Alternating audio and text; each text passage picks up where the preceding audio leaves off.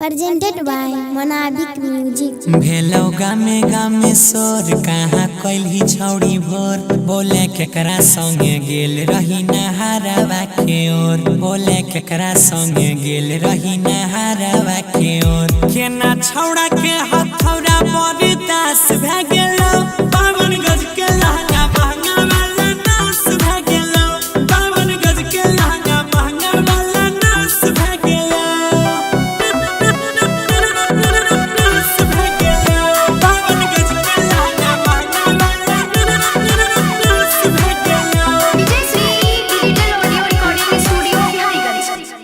गे कते कैले चुम्मा चाटी लगलो धुरा और माटी झूठे के तुम बहाना रोजे मनबै रही पाटी साकर गलिया में गाड़ी के न पास भ गेलो बावन गज के लहंगा महंगा वाला नास भ गेलो बावन गज के लहंगा महंगा वाला नास भ गेलो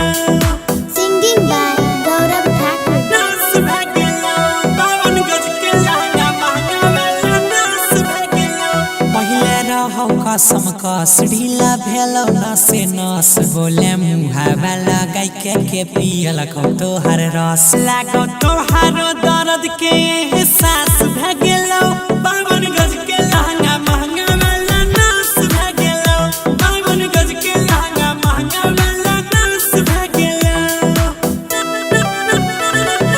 नास भ गेलो बावन गज के लहंगा महंगा वाला नास भ गेलो तू ता करै छी मन मर्जी रोजे काम करै छी फर्जी तोहर टूट गेलो के सियन बोले सी तो कवन दर्जी छौड़ी अजय गौरव राकेश तोहर खास भ गेलो बावन गज